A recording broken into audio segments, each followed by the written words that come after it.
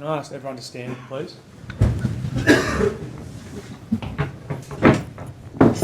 We can all stay standing for a minute's silence for the passing of a prominent community member and part of cultural protocol. Thank you.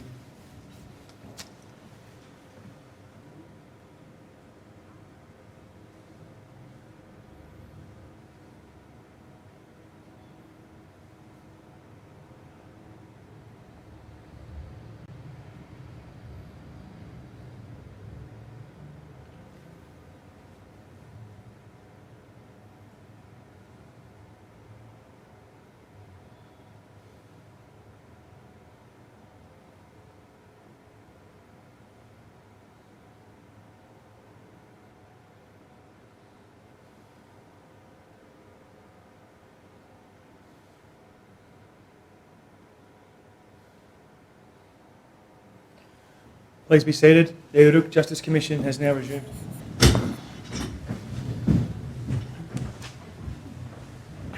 Good morning, everybody. Thank you for that moment's silence. It's important that we remember them who have given us the legacy that we continue on and that help understand the work we're doing today. Today we are continuing with the evidence of Uncle Johnny Lovett. Council. Thank you, Chair. Good morning, Uncle Johnny. Good morning. Uncle, I want to start this morning by a conversation with you about citizenship and your exploration of the issues around your citizenship. So just to frame this, you were born in 1947. Yes. And that was 1 year before the Australian Citizenship Act came into force. Yes. So could you tell the Commission about your exploration of these issues and your understanding of what the legal issues are? Yes.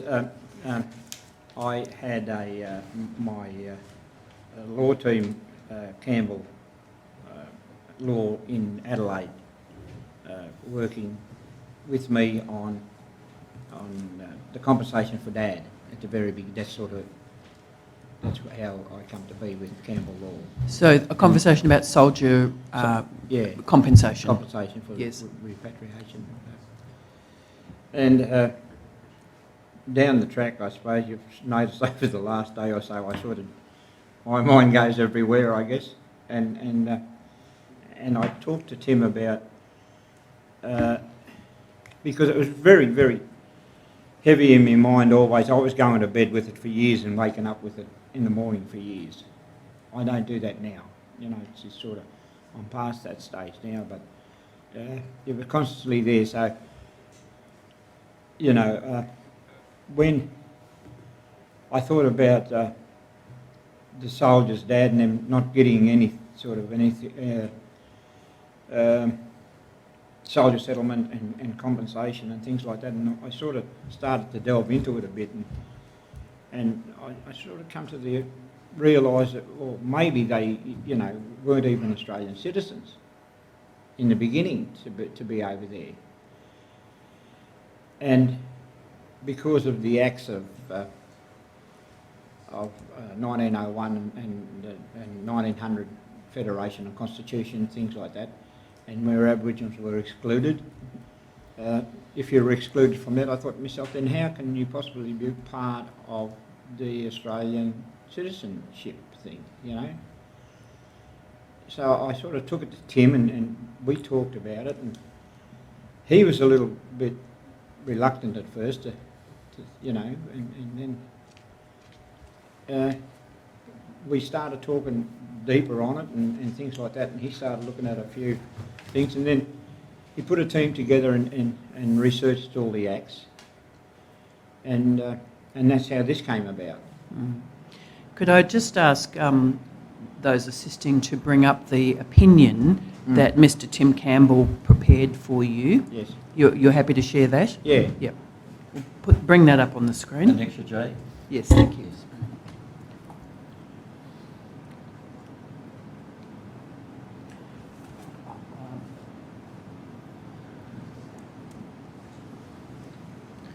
So that's up on the screen now, and if you want to look at it, it's in the folder behind tab Annexure J.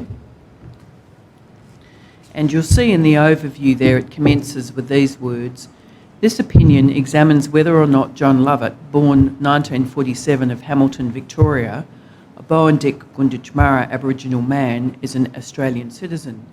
It concludes that he is not an Australian citizen." And is it fair to say, in summary, that that conclusion comes because of a view that the Australian Citizenship Act does not apply retrospectively? Yes. So it does not apply to people born before that Act came into force? Yes. Yeah. And so what did you do with this opinion? Well, firstly, Tim and the research team done this for a couple of years, Yes. and other people who have been in law as well.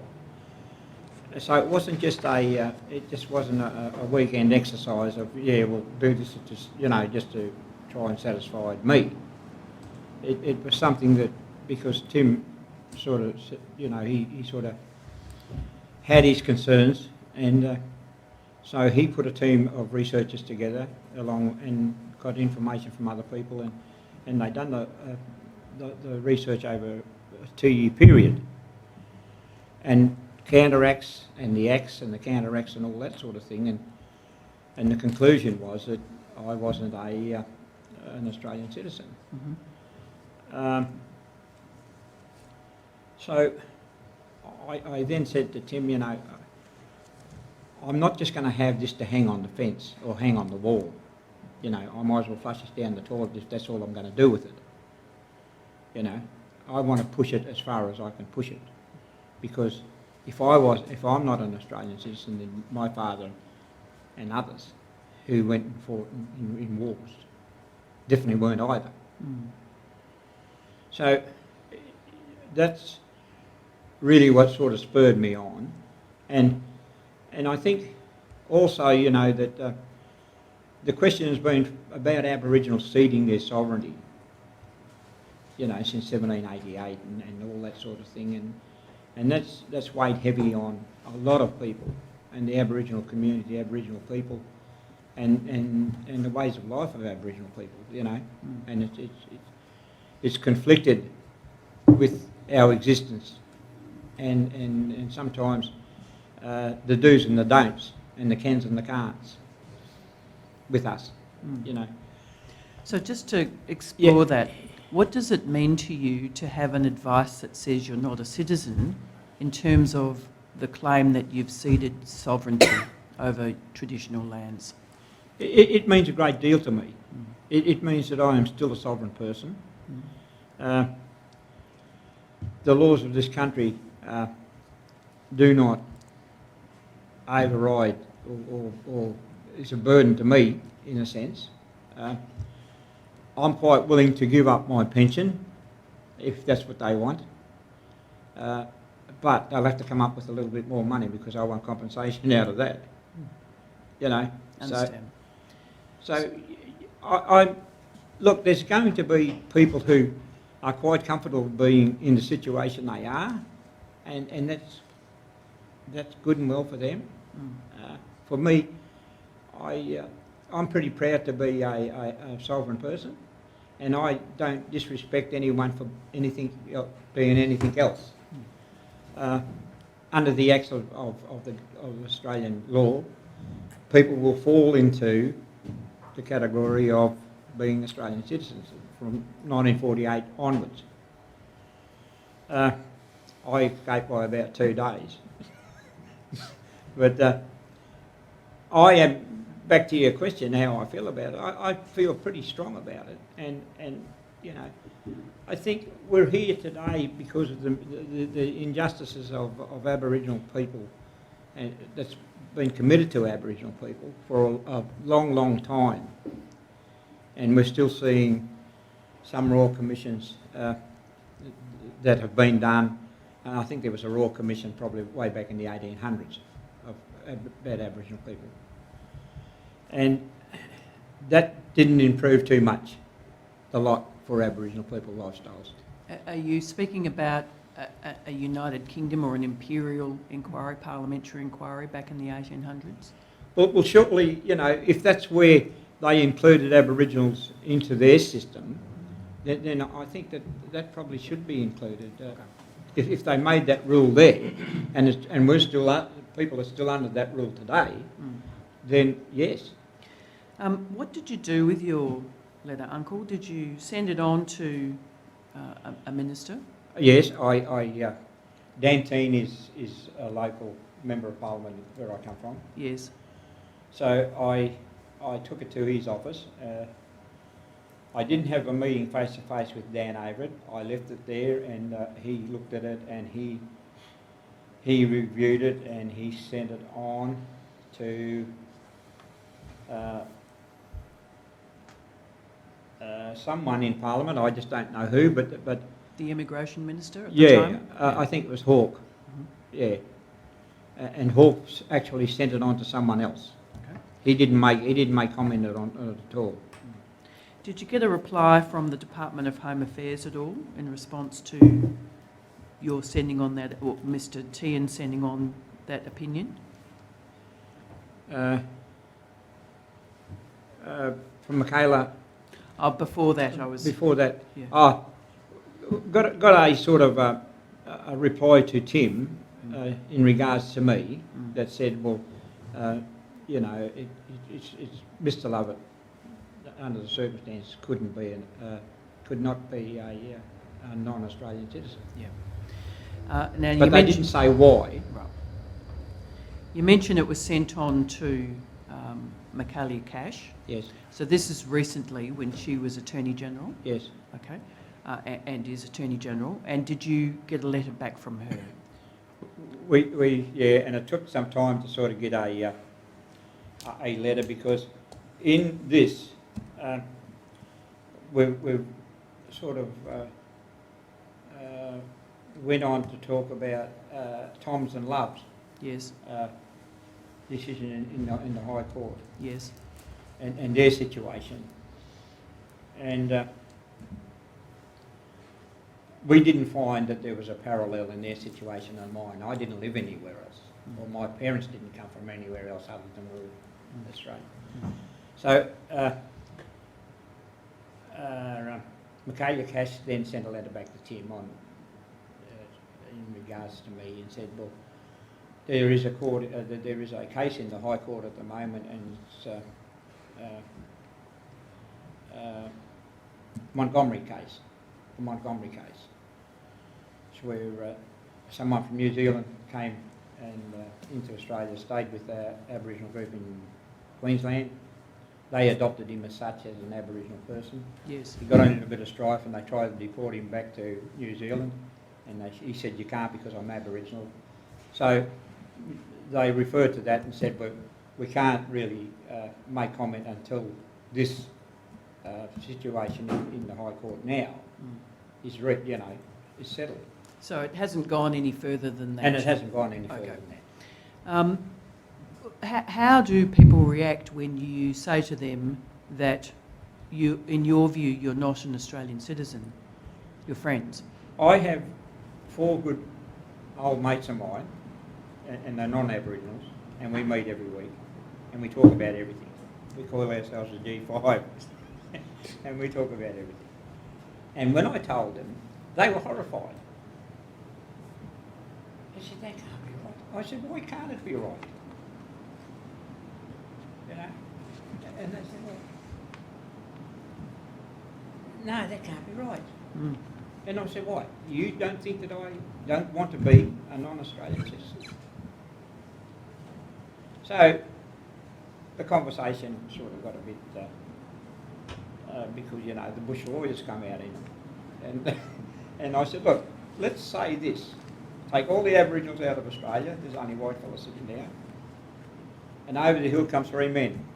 One's Japanese, one's German, one's Chinese. They just conquered Australia, taken Australia. Now, who do you want to be? Japanese citizen, German citizen, or a Chinese citizen? Oh, they were horrified of being either of those. So I said, someone took away my identity. by making me someone I'm not. Mm. When I was born in 1947, my birth certificate would have said John Maxwell Lovett, Aboriginal. The word Aboriginal was taken off my birth certificate. It was done in West Australia. Mm. And the government took it off because they thought it was an insult to Aboriginal people. Mm. Why would such a proud thing be an insult to me or other people? In terms of sovereignty, what would you like to see in terms of representation on an international level for First I would Nations love to see an people? Aboriginal government. An Aboriginal government? I would love to see an Aboriginal government. Mm. I think the closest we've ever came was ATSIC, because, and I say that we had the opportunities to make decisions about ourselves, for ourselves, by ourselves, and I think for a long time it proved to be pretty a very good thing for Aboriginal community. There's some who are for it, some who are against it, but that's life, you know. There'll be an election soon to see which two governments will be best to handle this country. So, you know, there's always for and against, I'm saying. Just to confirm, you run tours as part of your work? I do Aboriginal cultural tours, yeah. Yes. Tours, yes. And on the side of your four-wheel drive, you have a flag that I you've do. designed. Could you bring up an extra K, please?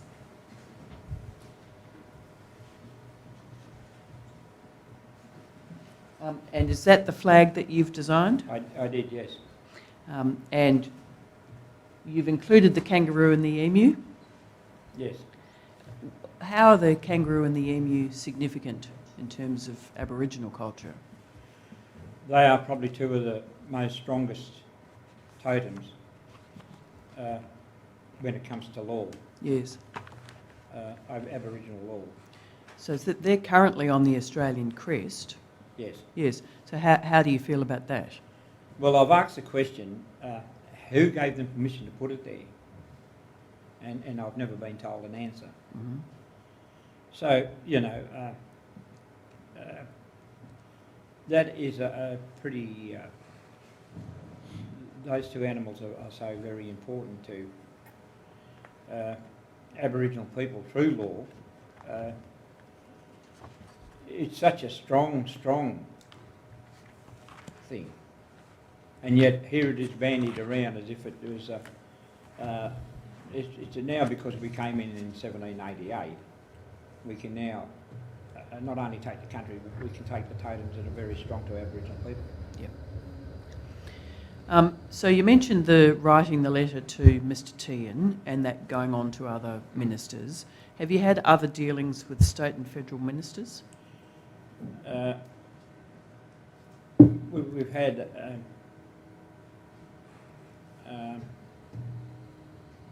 no, I'm not Bill. The Minister for Veterans Affairs in relation to your father? Warren Snowden? Yes. Yeah, he had a few letters from Warren Snowden, yes. Mm-hmm. Yeah. But still no resolution of the issue about your father's... father's... at one point he was very adamant that no, nothing can be done because the Commonwealth met in 1944 and handed that area of soldier settlement over to the states. Mm. So the state was responsible. The state was saying, no, we're not responsible, the Commonwealth's responsible. So there was a bit of a handball game going on. Mm. I've had a few meetings with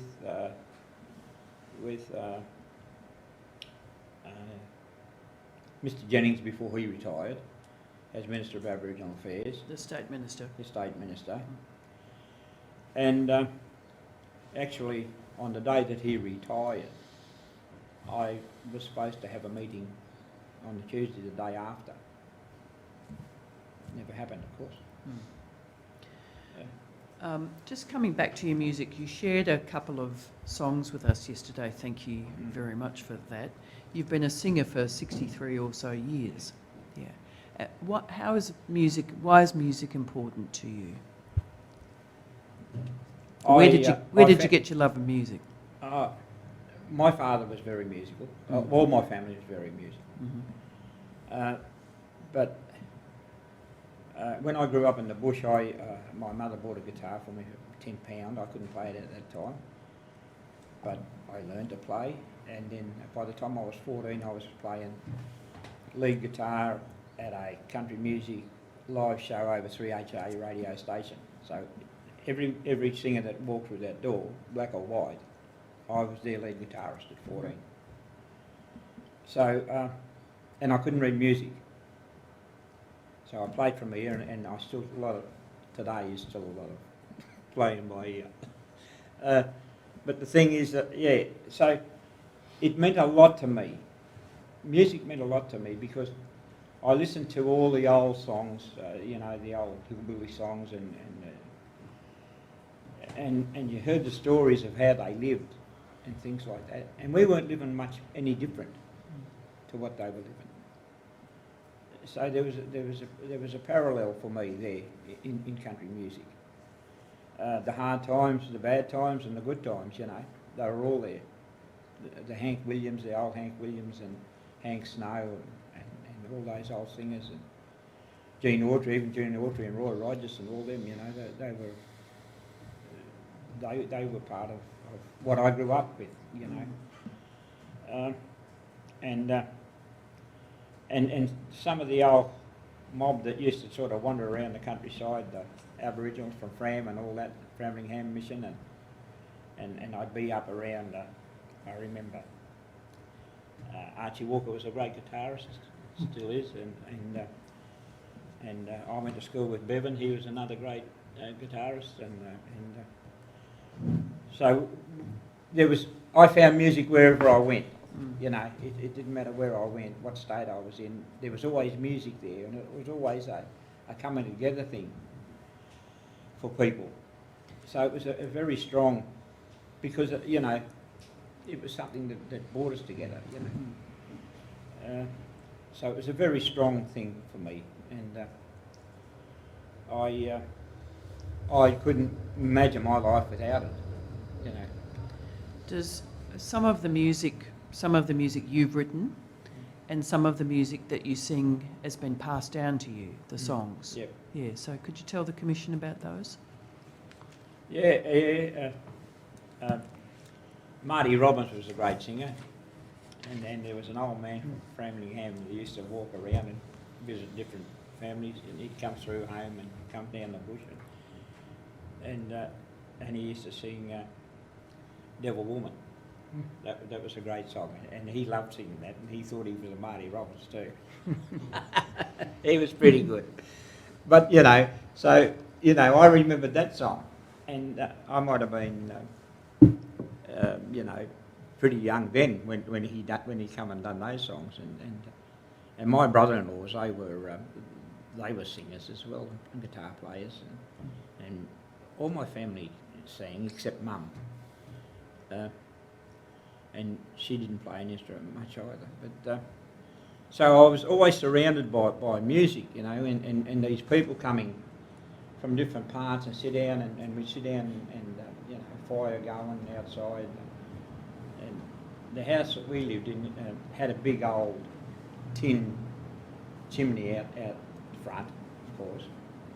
And it was warmer to sit around outside around that chimney than it was inside, because the heat from that tin would come out, And we spent most of our time sitting outside on a kerosene drum tin, or just playing and just around that chimney. So the bands that you've been a solo artist and also a band member, and the bands include Black Opal, Wildwood, and Lovett or Leave It. Lovett or Leave It. Yeah. We might bring up a photo of you performing at a country music concert, which is an extra L.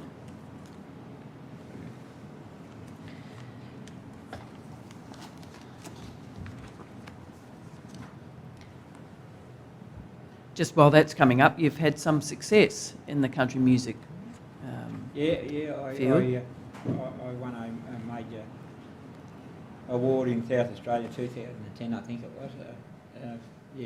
Burnt a Town worth a lot. And that was at Barramdale, New South Wales, and that one where the photo is now.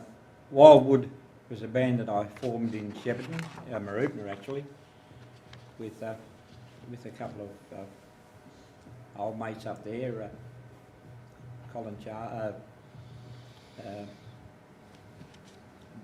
Cowboy Charles, Aussie James, Casey Hatton was the drummer, and I was the lead guitarist. Yeah,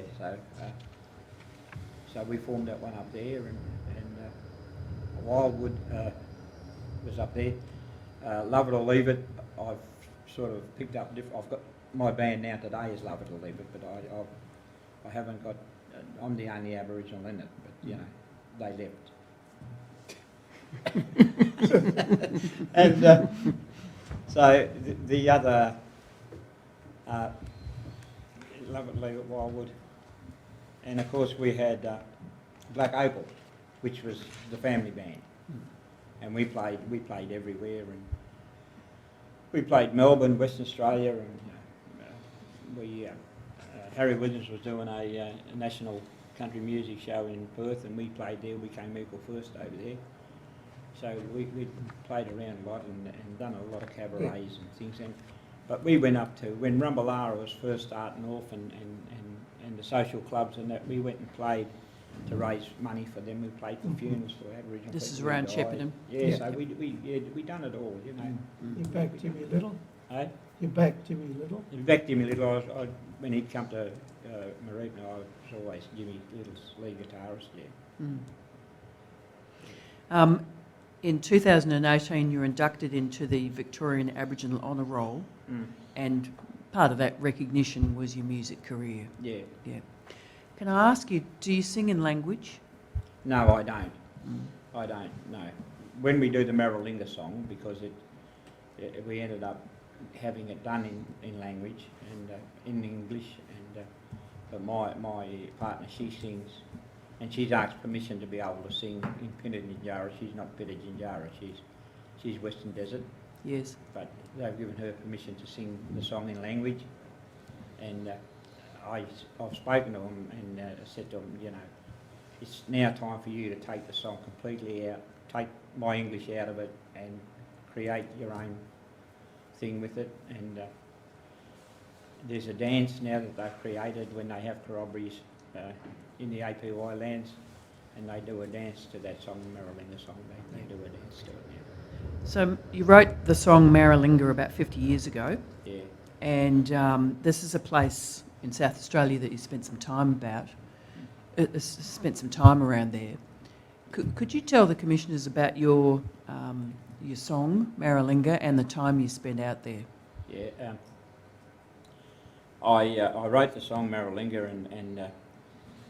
and for a long time I kept it to myself and sang it everywhere. But and then I thought, well, now it's time to let it go and give it back to the people that it really belongs to. It's not my song anymore. So I was talking to Tony Kelly from Native Title in Victoria, and he knew someone who was working with Rose Lister in South Australia, and that was Yami Lister's daughter. So I got on to Rose, I got a phone number and I got on to Rose, and I told her about the song I wrote because I wanted to talk to her dad about it, because Yami Lister was probably the face of Maralinga when he lost his eyesight, and he became the face of Maralinga for the push, when I was pushing for compensation and all that. Just a reminder, Maralinga is the place where the British tested nuclear bombs in the 1950s. That's right, yeah. And what was the impact on the Aboriginal communities of that testing? Pretty devastating. Pretty devastating. just on that, recently, after I got to know people and I was living in South Australia and I was travelling around and meeting up with people, and there was a family called Mudpuddle family, and they were still in the desert when they were looking for them after the explosions. And the woman, she's still alive today.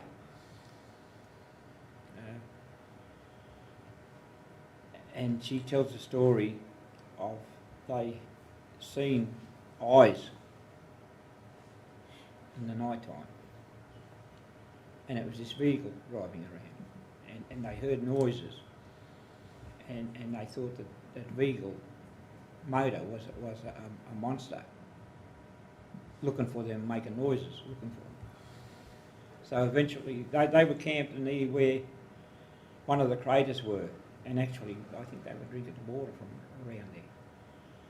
And they ended up getting them and put them in the car, in the four-wheel drive truck, whatever the type of thing it was. And they were completely naked. They were still completely naked.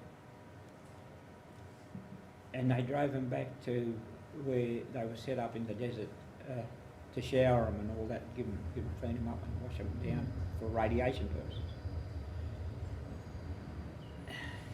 And she was sitting in the car, and they were driving, and the trees were coming past as they were driving, and she thought that the trees were running past the car.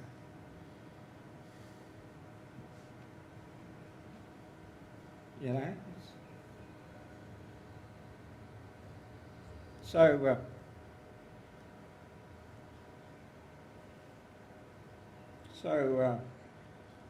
devastating for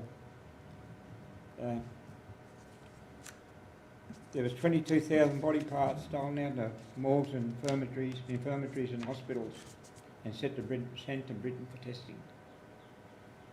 You know, there's a book called Maralinga written by Frank Walker, and in that book there's a person who speaks about it, is Avon Hudson. He lives in Balaclava. I met him. He was a soldier there.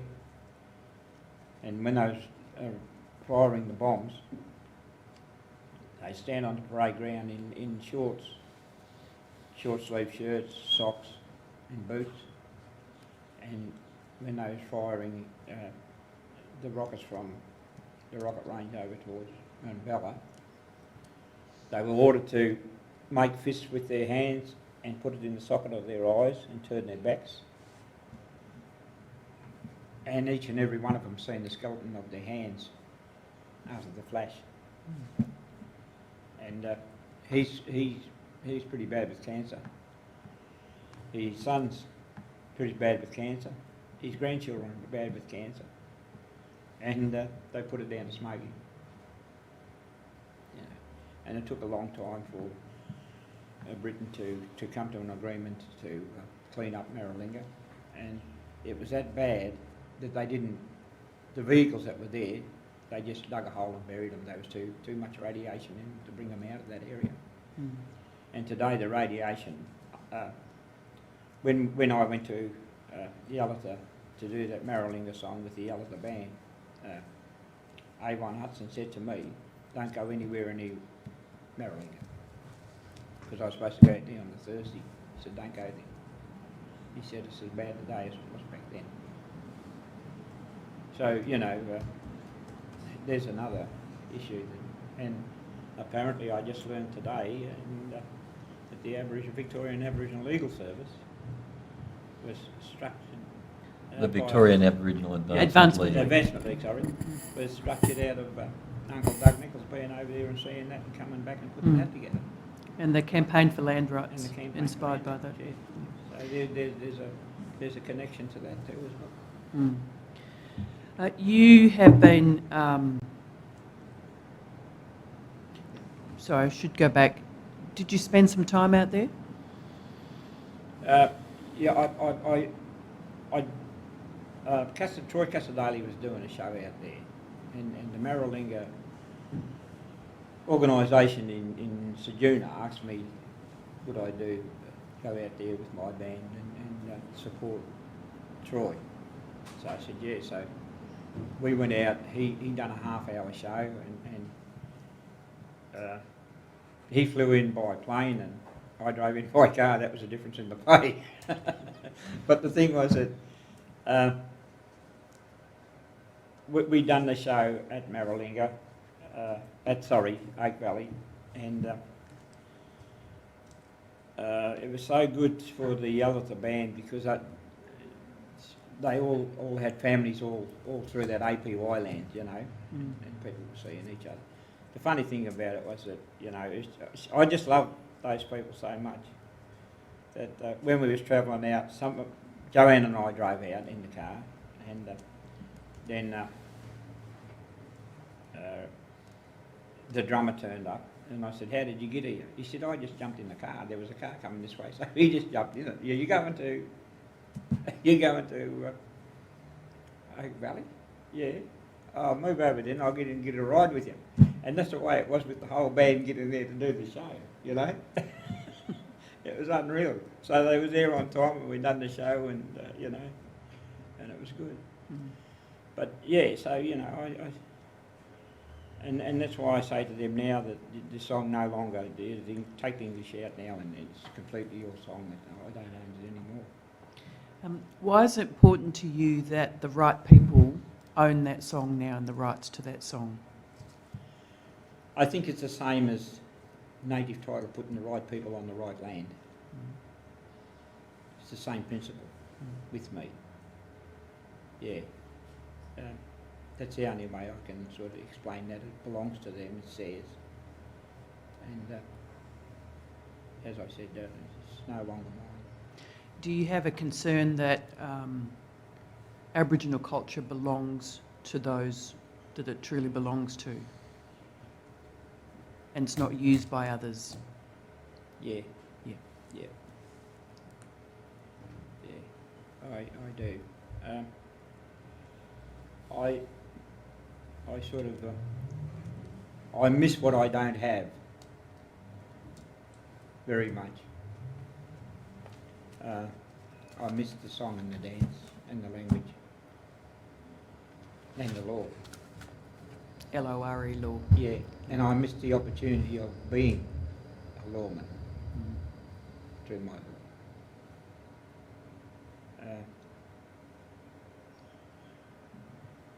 But that may change. Yeah. So, yeah, it's just so much as, and I know that you know, things will be different today, tomorrow, and then the next week, and the next month, and the next year. But our customs and traditions from 60,000 years ago haven't changed. You know, it's always been there, and sometimes it's not being used simply because we're not allowed to use it, because there's laws that don't concern us at all that stops us from doing that. And that's why I said to Tim, I don't just want this to put on the wall and be a conversation point. You know, I want it to be something that can work. And I don't put my hand up as being the only sovereign person around. There's a big mob of us, and you know, I want them people to have the opportunity to be able to think about it and think maybe we can be like he's doing. You know what I mean? And that's yeah. The music, you were saying, is a way to express yourself. Yep. When we finish today, are you happy to play for us the Maralinga song? Yeah. Okay. The Gunditj Mara people song that you sang yesterday, when did you write that song? Yeah. A bit funny, this one, because I wrote it in the George Hostel here in Fitzroy, 2 streets down. Yeah. So tell us about that song and what you were doing I at the was time of the managing, hostel. Aboriginal hostels here. I was the first manager of the George Wright Hostel in Fitzroy. And then I got a bit of a... well, first of all, I wrote the song, and we used to do a bit of singing because Archie Roach was my projects officer. He worked for me, Archie, At the hostel? at the hostel. Mhm. Yeah. So I had 8 staff there, and he was one of the 8 staff. So we'd sit around singing and all that in the kitchen, and you know, and all that sort of thing. And I ended up writing the song. I was feeling a little bit homesick for my own country, so I wrote the Gunditj Jamara Come Back to Your Land song. Yeah. Gunditj Jamara people, and I went home and managed Lake Mission, yeah. So it's sort of it's been a, yeah. So you mentioned the hostel yesterday. What was the what prompted you to set up that hostel? Well, it was set up by Aboriginal Hostels Limited, and the position was advertised, and I put my hand up for it and I got it. And but the thing was, it wasn't completely ready to take in residents. It wasn't completely finished. I walked around with a lantern or a light around that place at night because there was no electricity connected. I was in and out the city nearly every day to try and to get it happening. Hostels Limited, Keith Clark, was in Smith Street here. And you know, they sort of wasn't doing a great deal about it in a hurry. And I might have spoke about the painter that was there. He was under contract, and I said, if you don't finish before that contract runs out, mate, you're going to miss out on some money. You're not getting paid. So you want to start doing what you're supposed to be doing and get it done. So did you hurry up a bit? Yeah, hurry up a bit, and because he was doing about 3 jobs at once, this bloke. So so we got it going and we got it opened, and then it was there for the purpose of the parkies that used to drink across the road here in the park, and they were sleeping there, and they was I think they may have invented that word now they call couch surfing and all that sort of thing, you know. They were, and if they weren't doing that, they were sleeping in empty houses. And there was a concern that for their safety as well.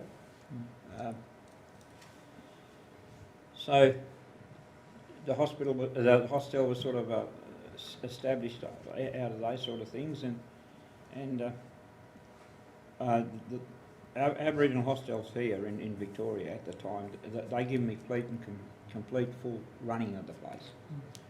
We was the only hostel in Australia that served 3 hot meals a day. All the rest had continental breakfasts, sandwiches for lunch, and a hot meal for tea, dinner. That wasn't the case with us. And all the organisations here, this place here, the health centre, the Aboriginal Legal Service, VACA and all them, they used to come and eat there at the hostel. So we'd feed our people first, make sure that they were fed, and then we'd have meals available for $2 a meal. And it was packed. It used to be packed, yeah. And so it became a pretty important part of Fitzroy itself then, you know. And it was named after a bloke called George Wright, who was one of the parkies, and when I look at this place here and I see Charcoal Lane, and I think, well, this is not the Charcoal Lane I know. There's another Charcoal Lane, and it's between Smith Street and Wellington Street, and that's where Charcoal Lane was, down there. And I was a young person. I worked at a factory there, and I used to open it at 5. It was a wool scouring factory, and I used to open it about 5 o'clock in the morning. My sister would cut me sandwiches, and I'd go and give it to the parkies in the laneway, and then go to work. One of them seen her up the street and said, "Gee, Johnny had some nice sandwiches yesterday."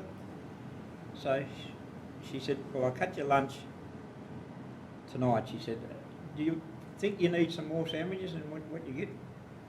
I said, "Yeah, I'm getting a bit hungry." She said, "You're not even eating them, you're taking them to Charcoal Lane." So, yeah, so, you know, so, yeah. So when I sort of came here, this is the first time I'd seen Charcoal Lane here, you know, when I came the other day. And I thought, yeah, well, this is not the Charcoal Lane, I know. And that man that hospital was named after, he was always in that Charcoal Lane, him and others. Are you still connected to supports for people sleeping rough? Not where I am at the moment, sort of thing, in Hamilton. You know, everyone seems to be a bit stable. But I when things sort of, when there's a little bit of involvement with the police and the community, I go and poke my head in. Not that I just poke my head in. People know me, sort of thing, and the police know me, and so I've got a good rapport with them. You know, so I just sort of make it my business to. I use my status as an elder of the community to do it. Yeah, so you know, I'm concerned about the community, and our community now is a lot different. There's people from all over the place in our community.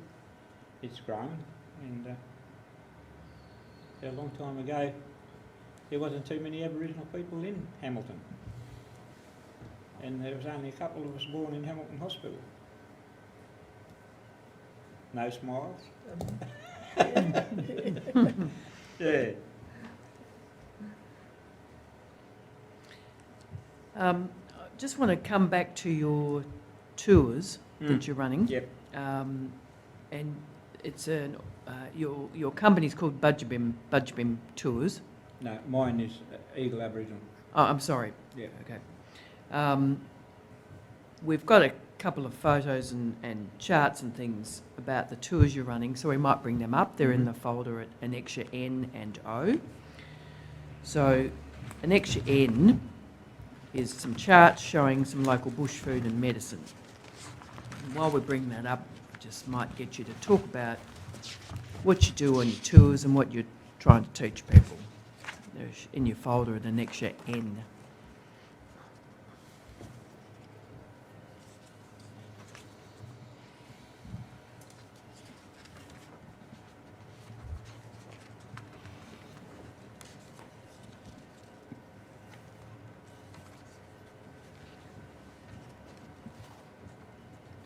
Do you have there the Aboriginal plant usage behind M? So just tell us about that, the bush tucker and the... Yeah, there's the bush tucker plants that you see there, yam daisy and the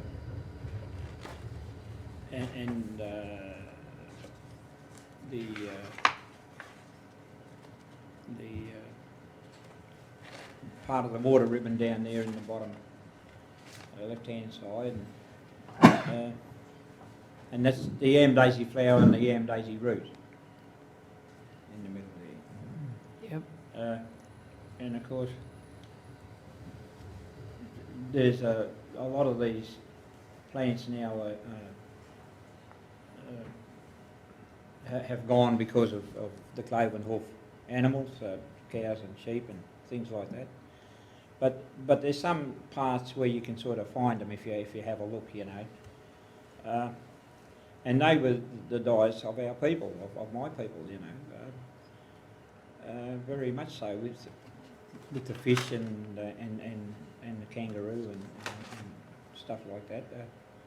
So we had a vegetable for our meals as well, you know. It wasn't just a kangaroo and fish, you know. So we had yam daisies and things like that, and the gum off the wattle tree was a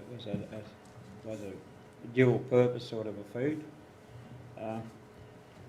it could be eaten, and it was also used mixed with wood ash to cement spearheads and things like that, and axe stone knives handles to make stone knife handles out of it. And I seen a beautiful big bit of gum the other day, and I took it home to the grandkids, and I said, "This probably just went to the lolly shop."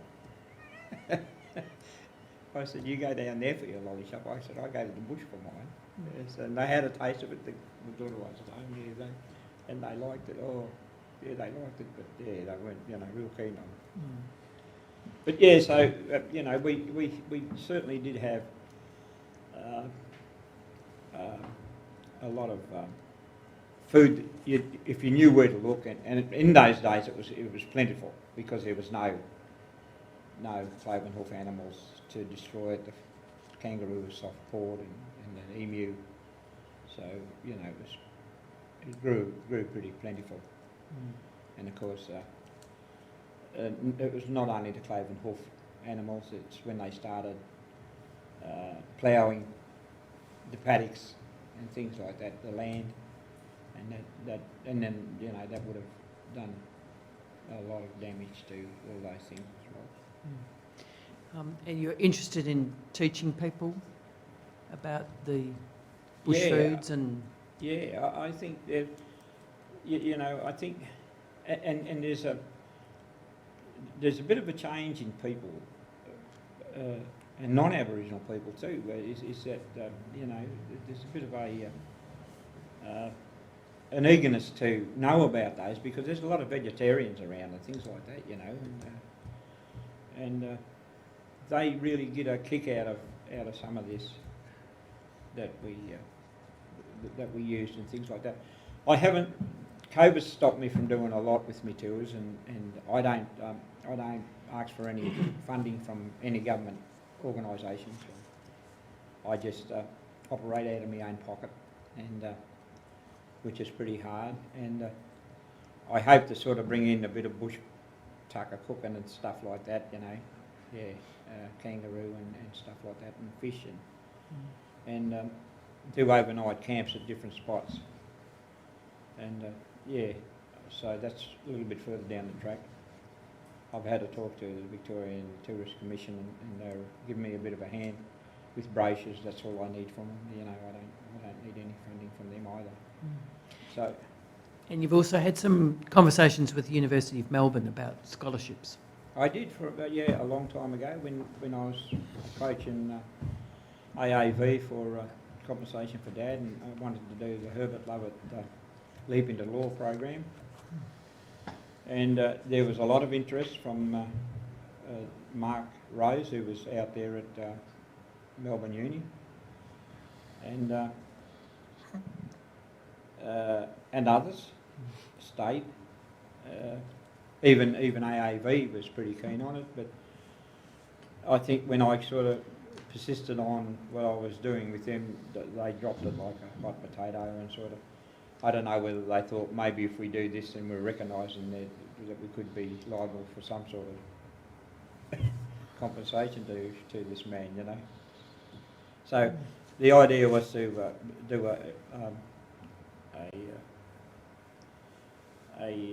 set up a law degree with the leap into law, and some of the things I stipulated was that if whoever got the law degree and done their law, they would have to come back and do at least a couple of years at local level for the Aboriginal communities in the southwest, and then after that they could go and do whatever they wanted, but they needed to come home and represent their people. Yeah, but that didn't eventuate either. Uncle, you've been interested in so many different areas and pursued so many different reforms for Aboriginal people. What would you like to see happen next?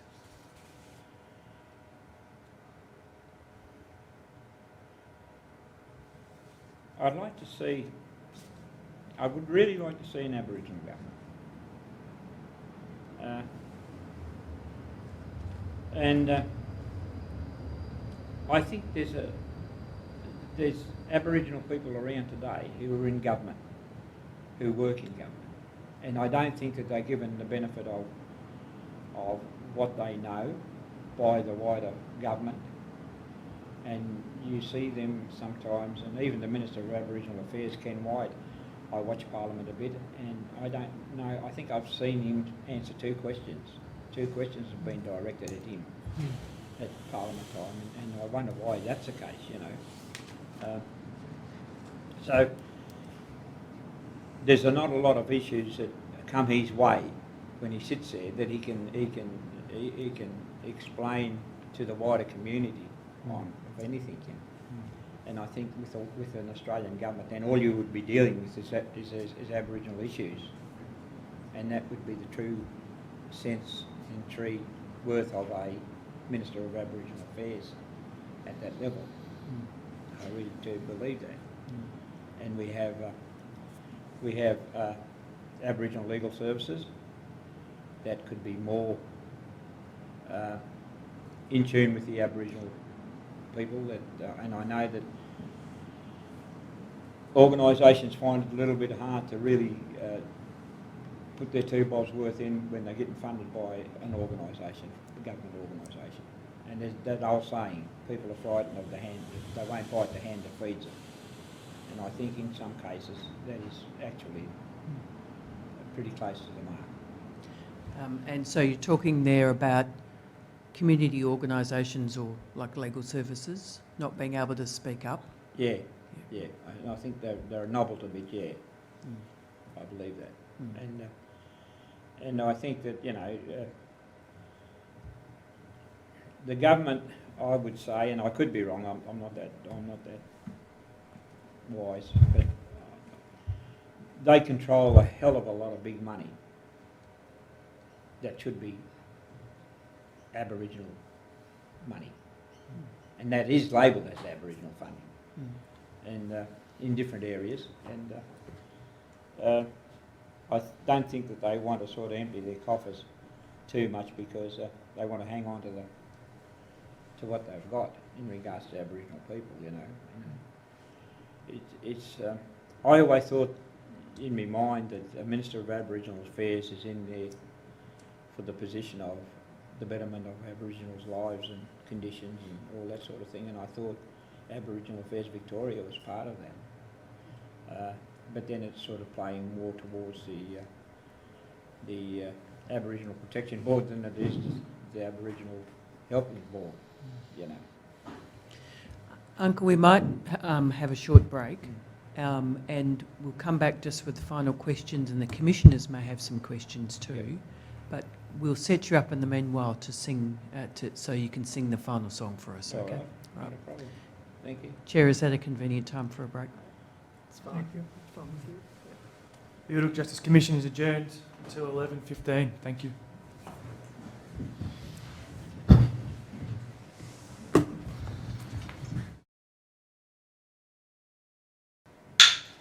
This sitting of the Yoorrook Justice Commission is now resumed.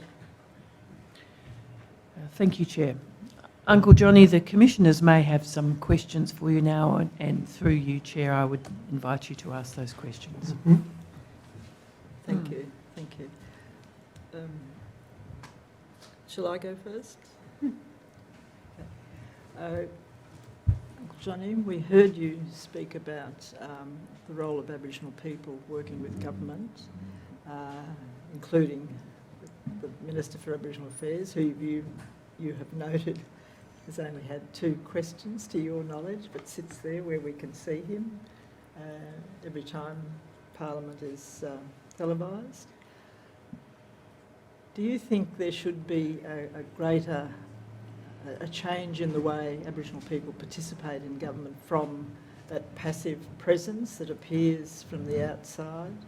And what I'm getting at is, I heard you talking about Aboriginal people giving so much, but once they get into government, not being able to give in the way that enhances and comes from a cultural place as a contribution to society generally, Australian society or Victorian society. Mm. Can you talk a little bit more about your feelings about how that should change? Yes.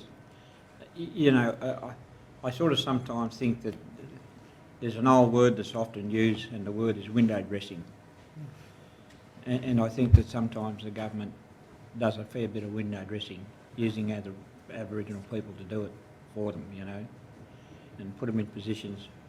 And, you know, it was spoken for about just a while ago probably, that the Minister of Aboriginal Affairs always sits in a position where he's very, very in focus on national TV at question times and things like that, but very little is said or very little is asked of him to express his concerns as a Minister of Aboriginal Affairs about Aboriginal people, the welfare and the future and the past and the present. So I think that, yeah, that departments could be more forthcoming in their respect for us as the traditional owners of this country. We're in no one else's country but our own. Everyone is in our country. And we need to be able to have strong expressions of how our future and for our younger generations, the past history that we have,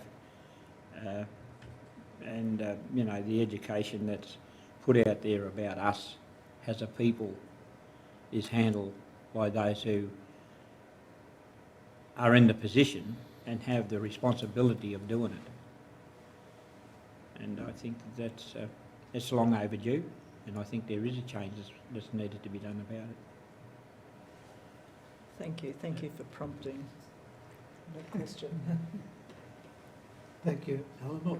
My question probably follows on from that, and the question is in reference to the letters patent, and I'm particularly focusing on the section of the letters patent that says the state of Victoria acknowledges the importance of non-discrimination, uncovering truth, providing justice and reparation, and supporting the well-being and preventing further harm to First Peoples. Quite a strong statement up front in the letters patent. So I think you know, that covers a lot of the things that you have shared with us in regards to that part of the letters patent. I just was putting that question for your comment. Yeah. Look, when I sort of had a glance through the letters patent of Victoria, I was pretty impressed about some of the wording in it and their expressions of concern, that expressions of concern in regards to how Aboriginal people are treated and, you know, the systemic injustices that keep coming and has been around for 234 years and is ongoing. And some of the things that have happened, we can take Aboriginal deaths in custody. It's an ongoing issue. It's an ongoing issue. I don't see it stopping at any point in time very soon, unless something really, really is done about the situation it's in and we're in, you know. It sort of hurts to be fighting as long as I've fought for some of the things that I would like to see for Aboriginal people, for my father, my uncles, other blackfellas who served this country, and other people who have put their hand up. And you know, I think more responsibility needs to be given by Aboriginal people, not given by, but given to Aboriginal peoples in Parliament who work there. They need to take the shackles off them and give them a little bit more of freedom as to what they can do for their people in the positions that they're in, and stop making them look like they're only there for the money. you know, and let them be there for the responsibility as well. It's okay being Aboriginal, but it's not okay to be there for the free ride, you know, and the responsibilities go with being an Aboriginal in positions you have. And I was a pretty heavy drinker in my past, and I was talking to you just a while ago about my sobriety today, and I'd been to a few AA meetings and things like that. Didn't do too much for me, but my culture did a hell of a lot for me. You know, I live, eat and sleep my culture, and that's how I've sustained in the areas that sobriety that I've got, and that's how I've handled my issues. So I jump in my 4-wheel drive when I've got problems, and I drive for 300 k's around my country, and I probably do that 3 times a week. You know, and it's just so refreshing to be out there, so strong to be out on strong country, you know. And you feel that, I felt it in your country when I was throwing a rod in on the Murray River. You know, I felt the strength there too, and I know how much you people feel it. So, for an Aboriginal person, no matter where they may go, they may not be on their own country, but there's a sense of strength when they are on other people's country as well. And I think that's what we're about. You know, I think that's what we're about. Yeah. Thank you, Tony. Uncle Johnny, thank you for your wonderful testimony over the last 2 days. Just before we had the break, you were talking about the large amount of money that is allocated and is listed in things like sort of the Productivity Commission as expenditure on Aboriginal issues. And you also alluded to a lack of accountability for those monies as to who actually gets those monies and what is done with those monies. I would be really interested in your views on what sort of systemic changes you would like to see to have more Indigenous governance over monies, public monies, that are supposedly spent on our behalf. Yeah, it's a bit of a shame when we have departments such as Aboriginal Affairs and other Aboriginal titled organisations within government that don't fully have Aboriginals in place to push the barrow. There's always a white fella at the head of the table who wants to feed us what they want to feed us. And you, when you cut the cake and the crumbs are still on the table, that's what we end up with. We end up with the crumbs. And you know, we really, really need to be able to be responsible for our own affairs. And there's a lot smarter people around than me who fit into that like a glove, hand in a glove. You know what I mean?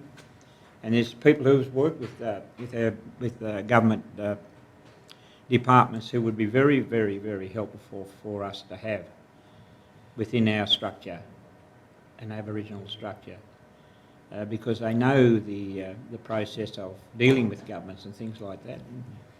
And I sort of just shoot from the hip, and my temperament wouldn't allow me to be able to work within that structure, you know, because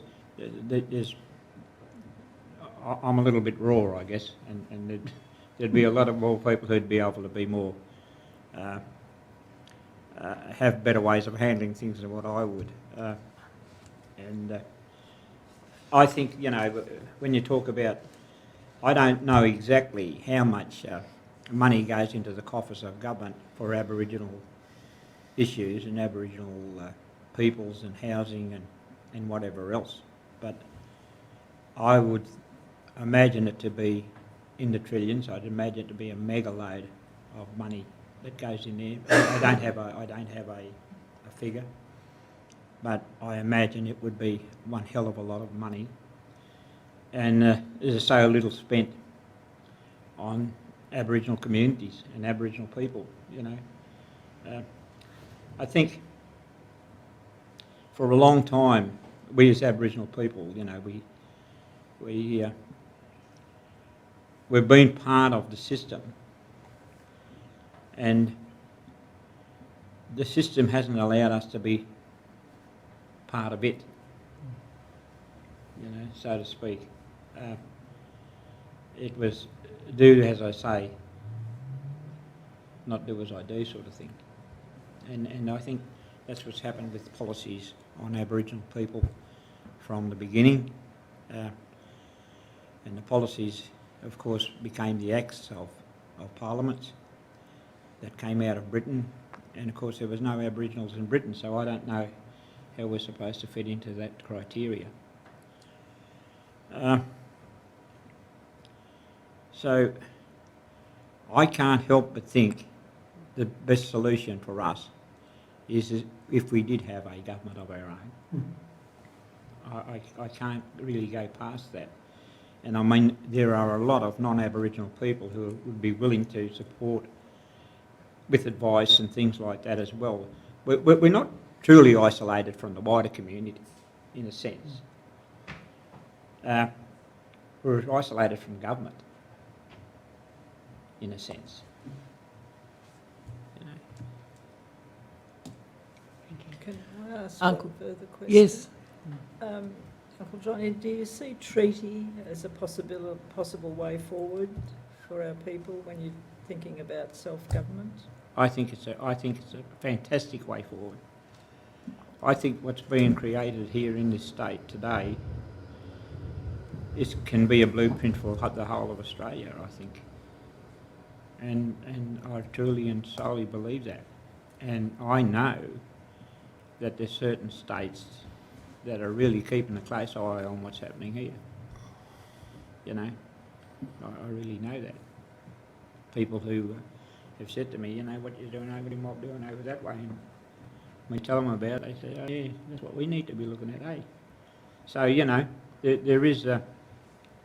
there's a lot of, probably more so than we realise, focus on what's happening here today. And yous are having more meetings and things like that, and I'm sure that people will be still interested, for having a look at which way this is going to go. Thank you. I'll ask a question if I may. Uncle Johnny, I'd like to join with Commissioner Walter in thanking for your evidence yesterday and today, but I wanted to ask you a question about rough sleeping or homelessness, and you worked managing a hostel so that rough sleeping people in this very vicinity would have a roof over their head and be safe and have food. How significant is the issue of homelessness in your view? Would you call it a systemic injustice? Yes. And what do you think should be done about it? Yes.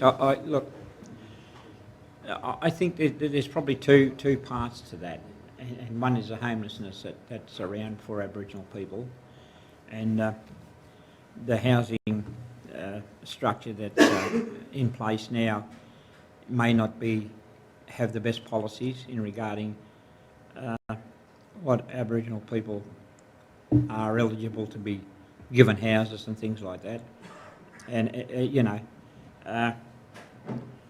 and the other is our aged people.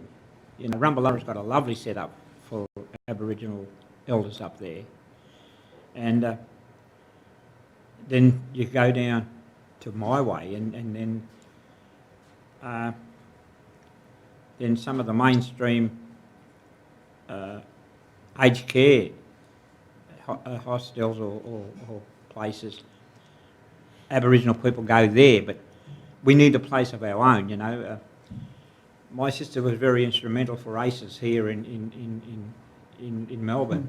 Iris Lovett Gardner, there's my sister, and she fought pretty hard. Her and a few others, Faye Carter and all them, they all fought pretty hard for ACES. And I think that, you know, Rumbalara's got the medical area. My sister's in it at the moment. I couldn't wish her to be in a better place than where she is. Yes. So we need to have things that, you know, that mainstream society has, you know, and given to us without always an issue of who's going to pay the bill. You know, we can pay our own bills if we're given our own money that's being used by other people. Thank you. Uncle Johnny, just one question that follows the answer you gave to Commissioner Atkinson.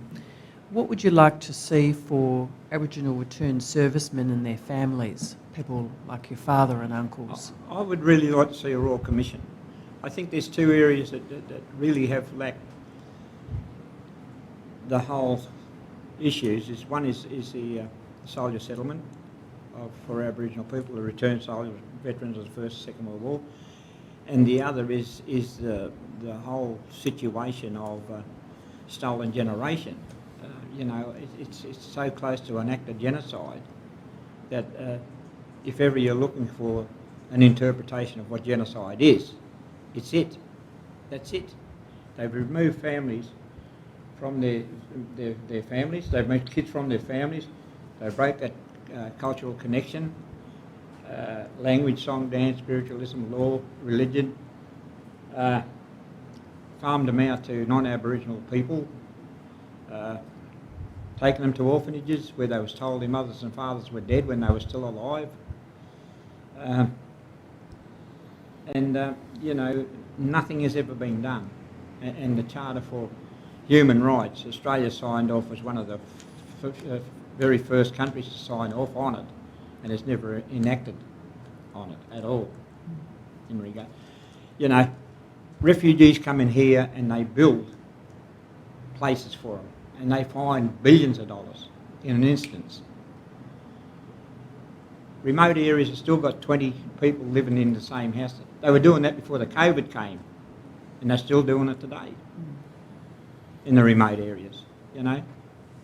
So, yeah, I think two areas that really, really need, you know, I would love to see, and I hope that I live to see, a Royal Commission into both those areas. Thank you, Uncle. I have a message from Commissioner Hunter that she's asked me to read to you with a question. Uncle Johnny, thank you for the grace and humility with which you've shared your statement so courageously.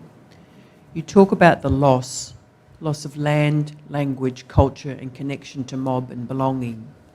Yet your story is one of understanding, family and culture and connection. How have you managed to stay connected, and what does being connected give you as an Aboriginal man? I've been pretty lucky. I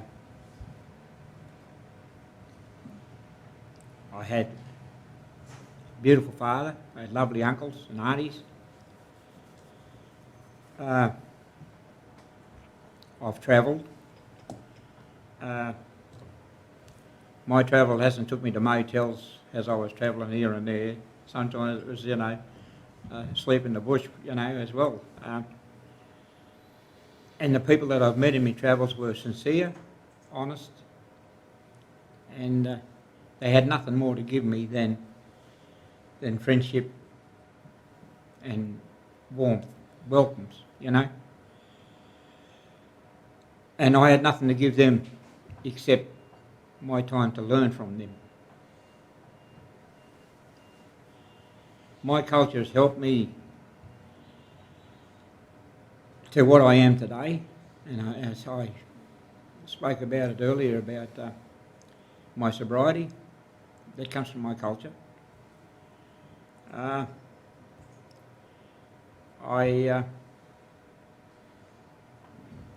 met some beautiful people Aboriginal people, who have very, very strong connections to their culture in song and dance and tradition. We may have lost that here in the southwest or in Victoria or other places of New South Wales and wherever else where settlement came pretty early. But we haven't lost our Aboriginality. That hasn't been taken from us, and only us can reinforce of who we are. We can reinforce it in the way we do things, the way we think about things. And as I said earlier, I jump in my four-wheel drive and drive 300 k's in a day, and I do that 3 times a week, just to go out and think and look and just be on country, you know. And I'd love to be doing that with me tours and making money, but but I'm not. But it's just as rewarding to me as if I was doing that anyhow. But I'm getting more out of doing that for me as an Aboriginal person to keep me where I am. And I know there's a lot of Aboriginal people around everywhere that, you know, that are just as strong as me and stronger. You know, that have a great interest in the future of what we've got as a First Nations people. Yeah.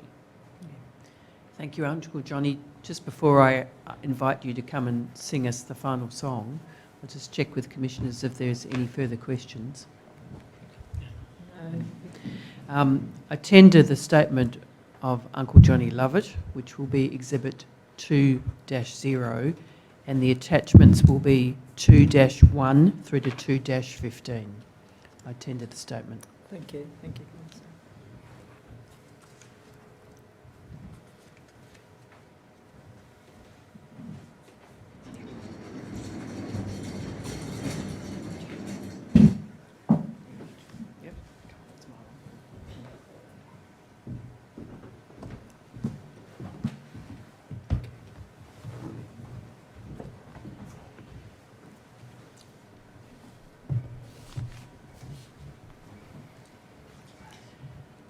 Uncle,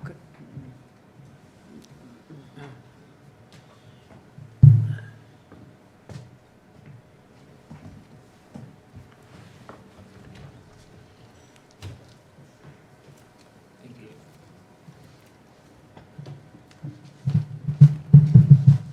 I think there's a part in culture about guitars, is it?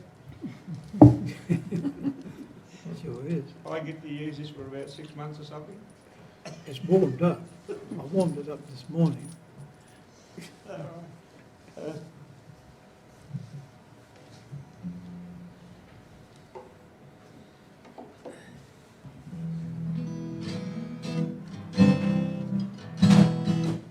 I'm going to just move my chair over a little bit, I guess.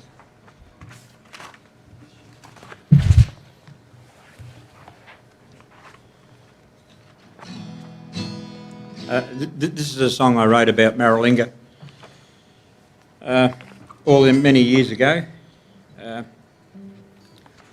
when I met up with Yami Lester for the first time, and he talked to me, and there's parts in the book of Frank Walker, book called Maralinga, where Yami speaks. And when the black mist was coming through the country, and they could see the stickiness on the leaves of the trees, and where he was living around it, and it was like a mist, and it was the resin on the leaves were sort of black, and Yami went he went blind the next day and lost his sight in one eye. And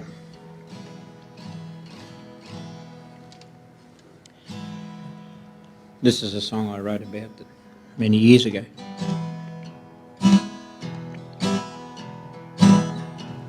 Maralinga is a desert place of red and arid sand, where people from the dream time had wandered on their land. Now the land is not a fitting place for any living man, but they'll give it back to the blacks and let them do the best they can. The blast has killed the natural food and poisoned all the grass. The presentation of this land is just a government fast. The land is not a fitting place for any living man, but they'll give it back to the blacks and let them do the best they can. Stark burnt trees and wasteless plains linger in the lone presentation of it all is just a government fast. Oh, the land is not a fitting place for any living man, so they'll give it back to the blacks and let them do the best they can. Maralinga is a desert place of red and arid sands, where people from the dream time had wandered on their land. The land is not a fitting place for any living man, so they'll give it back to the blacks and let them do the best they can. The bombs that killed the natural food and poisoned all the grass. The presentation of this land is just a government fast. The land is not a fitting place for any living man, but they'll give it back to the blacks and let them do the best they can. They'll give it back to the blacks and let them do the best they can.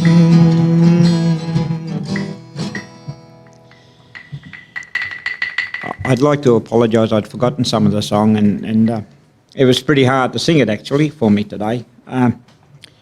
Under the circumstances, but yeah, it was a song that was written from the heart, and I gave it back to them from the heart and soul of what I felt they've been through, and I hope that they get a better future than they've had, and that compensation be paid, you know, to them as well. But there's so many issues that we have as Aboriginal people, and we should take our hats off to ourselves because we've survived one hell of a lot of things that have been thrown at us over 234 years. And today we see a big issue on COVID, and yet before white settlement we didn't even have the common cold. So we've been dished out so many things in our lifetime, and we've survived, and we still need to keep surviving. And we've got a lot of young people who will carry on the battle, and there's some good non-Aboriginal people who support. But we, at the end of the day, need to run our own race, you know. We need to be in control of our own destiny in life and run it the way that we need to run it, with connection to country, culture and each other. Thank you, Uncle Johnny. Thank you so much. That's the evidence of Uncle Johnny Lovett. Thank you, Uncle. Thank you. Thank you. Before we adjourn, can I thank you, Uncle Johnny, for that and the last 2 days, and ask Dumbleganya Atkinson to have a few words, please. Oh, thank you very much.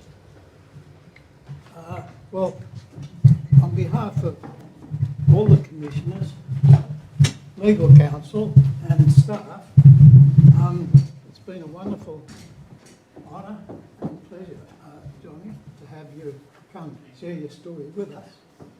We picked up the storyline when we came on country, when you took us around and shared that with us, and you brought the storylines here with you to share with us. And you've done it most admirably and with cultural integrity, and it's been a wonderful experience for all of us, I'm sure. So on that note, I'd like to share some nice little gifts with you to take away, of course, and back to country, back to your country, family, and wish you all the best. Thank you very much. Future. Very much treasured. Thank you. Thank you. Can we all stand, please? The Yoorrook Justice Commission is adjourned until 10 a.m. Monday. Thank you.